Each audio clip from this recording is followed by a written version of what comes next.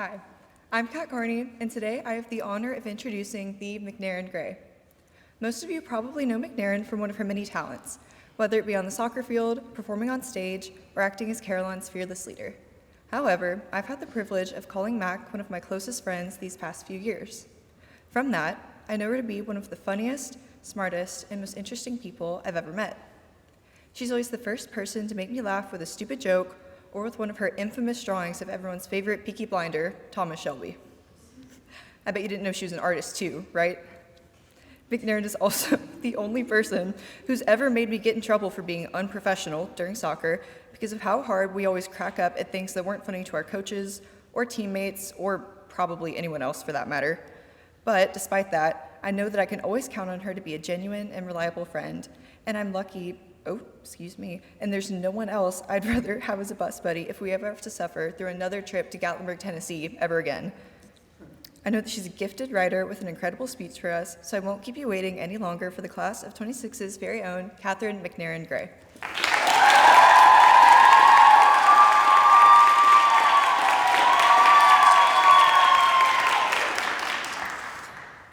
In 4th and 5th grade, I was known for Harry Potter.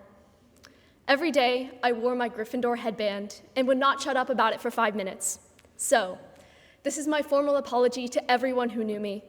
I am so sorry. This obsession was so extreme, in fact, that once I was mature enough to know, my parents revealed that they were worried for how I would turn out. Maybe they still are, I'm not sure. Even though I left that version of myself in the dust, I will always be left with little memories of her.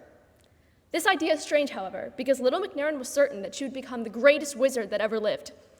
But little did I know, my love for Harry Potter would soon become a distant memory. I've always found it crazy that our present selves will soon become only fractions of our lives, that we must scrunch our eyes and pinch our noses just to remember them.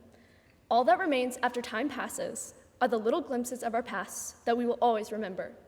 Like how we all have that one memory from when we were 2, so vivid it feels like the only evidence that says we even existed back then. For example, some of mine include my first time stepping on a stage to perform, accidentally stealing from an airport gift shop when I was little, and my dad buying me Starbucks to soften my devastating guilt. And even when my parents adopted me a polar bear that may or may not still be alive under my name. I have found that these small memories have shaped who I am today. Polar bears are still my favorite animal, and I will never steal again. But there's one memory in particular that has been crossing my mind this year that doesn't quite align with this thought. Let me take you back in time. For those of you who have experienced this, try to imagine with me.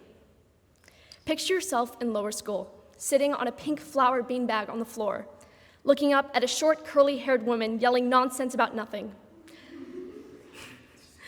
I still remember many of the crazy talks we had in that room with Senora Rosenberg. One of these talks has stuck with me throughout my time here. Senora Rosenberg was going around the room telling everyone their defining feature. I remember her saying something really funny about everyone, and the whole class was a laugh fest. But when she got to me, she said something unexpected. She said, "McNaron, you are always happy." Although not thinking much of it at the time, I think about it endlessly today. Even though I'm happy to have left strange Harry Potter McNaron in the past, I never wanted to leave happy McNaron back on lower school campus. And the reason I fear she may be gone is because I found myself crying a lot this year. Sometimes about painful things, but also about moments that should leave me smiling, beaming with pride.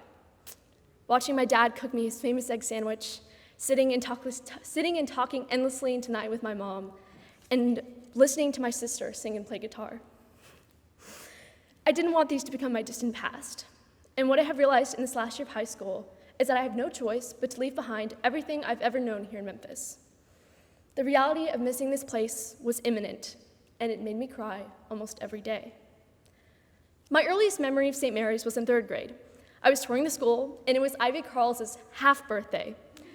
She had brought a giant unicorn cookie cake for the class, and Miss Falls gave me the biggest piece with the most icing. But more importantly, when I walked into the St. Mary's classroom for the first time, I noticed a little sticky note that had been stuck on the empty desk set aside for me. It read, "Will you play with me at recess? Ivy." This is my first memory of St. Mary's, and one that I will never forget. My St. Mary's journey began with a note.